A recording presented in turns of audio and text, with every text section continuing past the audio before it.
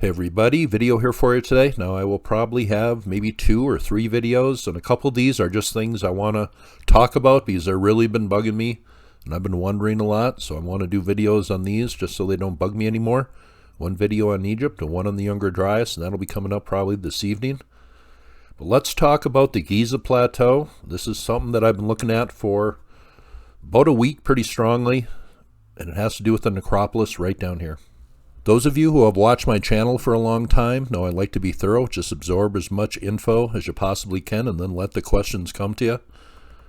But I have been doing a lot of reading over the last year or so on people that were buried in the necropolis here, and a lot of these tombs are old dynasty, and a lot of them have reworked stonework that comes from an earlier time. A lot of people that go to Egypt say that. Let's talk about a burial down here, or a tomb at least, that was built for the son of Khufu. Now, if you read about the 4th dynasty of Egypt, one thing becomes very evident. Not a lot is known, and they're just kind of putting together little scraps of evidence and put it into one big story. And of course, the Great Pyramid of Giza is attached to Khufu based on some scribbling, some crappy graffiti, and I think I might make a video on the Cartouche because that is done in an entirely wrong way. So would a ruler of Egypt who wanted to be immortalized for all time want the greatest monument on earth attached to his legacy by some crappy misspelled graffiti? I think that's just ludicrous. But let's just talk about who was buried down here, a son of Khufu, and some guesses and some pretty weird things that I came across. And of course, a lot of us have talked about a lost history in Egypt, history that goes way back in time, a lot farther than the 1st dynasty of Egypt.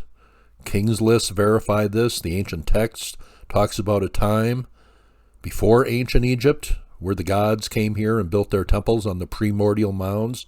And that's pretty much exactly what we see, structures that we really can't explain. Egyptologists will tell you this is built in the 4th dynasty, and this is built about 100 years later. If you believe that, well, now if you read about the family of Khufu coming from the 4th dynasty, it seems the Egyptologists kind of struggled to put his family together in exact detail, and I read something the other night where they're not even sure he was the legitimate son of Sneferu, which is pretty much a standard line. But let's talk about somebody who is buried right in one of these tombs right here. Here is the only 3-dimensional representation of Khufu ever found. This was found all the way down in Abydos at the temple of Khentiamentiu. And who is Khentiamentiu? Well, that's the original name for the god we call Anubis today. Anubis is just the Greek term. There is an original term, and Khentiamentiu is it. But the family of Khufu, I have studied the names and how they kind of changed when they became king of Egypt.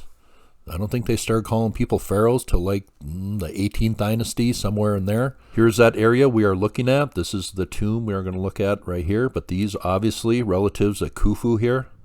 But some of these, even after years of research, anonymous, they have no clue who some of these belong to. Stuff was hauled out of here, looted in antiquity. Stone slabs with hieroglyphs on them were reused in other tombs. Kind of a big mess, but these are the names attributed to these tombs here. Here's the middle pyramid of Giza, of course, attributed to Khafre. And when I did the podcast with Ben and the Brothers of the Serpent, when we were all done, I kind of mentioned to him something I had been just looking into at that time. It seems Khafre's name at birth was Khufu Khaf, and then it got changed to Khafre, after Djedefre died, his brother, and he was made king of Egypt. But this tomb right down here at Giza is attributed to Khufu Khaf, and I have strong suspicion. I don't know if I'm right, but my intuition is just screaming at me. I believe this was originally the tomb of Khafre, the one the middle pyramid is attributed to. I just think this is an important thing to talk about. I have learned to trust my intuition when it comes to ancient Egypt. In these names, I have never been to Egypt, obviously. I would love to go, study the chambers and the tunnels and everything, the stonework. But one thing I have been able to do is study the names and how they evolved and what they meant, hieroglyphics, and it's been a great learning process. So that's kind of why I'm making this. I just can't get this out of my mind. I think Khafre was buried, or his tomb at least was built right down here. Now, in reading about the family of Khufu, it's just guesses, and there is not a lot of solid evidence about anything, but we're pretty sure of some of his sons, and of course Khafre and Djedefre. But when looking into these names here, something's really popped out at me and it just bugged me. So that's why I'm making this video today.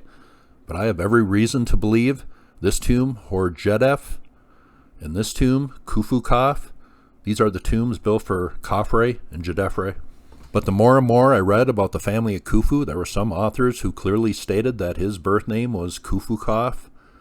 And then you read some other things, and Khufu and Khafre are listed as two different people. And I have reason to believe that could possibly be wrong. And Djedefre, that seems to be Djedefre. Let's just read. It says, "We have evidence of another prince, Djedefre.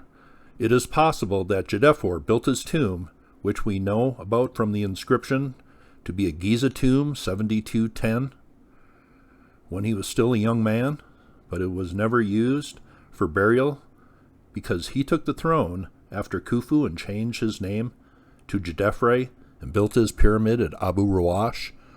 Well, I have every reason to believe there was never a pyramid at Abu Rawash, and the whole chronology of ancient Egypt is incorrect. But Djedefre, there are authors that clearly say this is his tomb. I have no clue who else Djedefre could be than Djedefre. But then they don't really go into Khafre here, but it seems when his brother Djedefre died, he removed the Khufu from his name. Anybody would have, a prior king of Egypt, changed his name to Khafre, like Djedefre did with his name.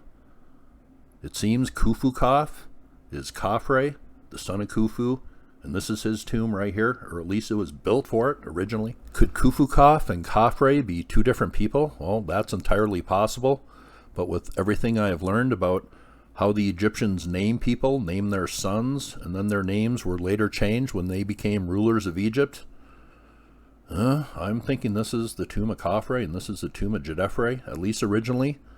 Now, were they buried here? Well, that is possible too. These places were looted in antiquity. Stuff has been taken out of here all the way through history. Not much remains. Could they have been buried here? Well, that's possible. Now, there was no burial or sarcophagus found in this tomb, but as I said, stuff has been removed from here all the way through history.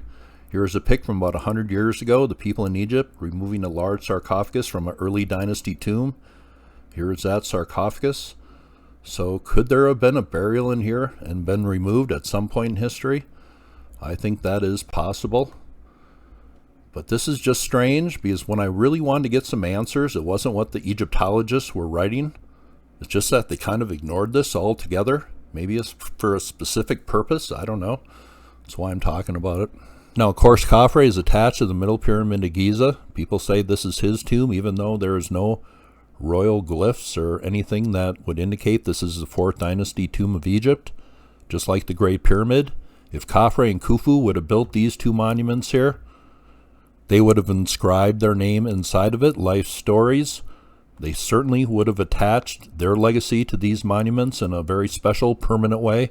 Not just scrawled, crappy written glyphs, that is for sure.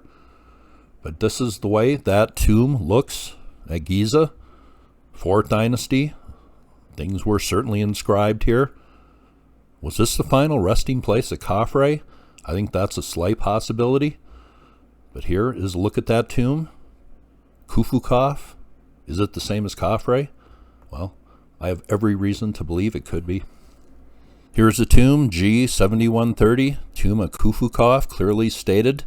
Is this a tomb of Khafre? Well, it's funny how Egyptologists just don't talk about this at all in any of the articles. Some mentions of Djedefre changing his name from an original name. Khafre would have done the same thing, then that makes total sense. That is his tomb right there. Now, is this accurate? Well, I have no idea. I'm just a dude sitting on my ass in Las Vegas thinking about things, but I have studied the names, hieroglyphs, other stuff. I think that's a possibility worth bringing up. Open it up for discussion at least. Hope you thought that was cool, and you all have a very nice day.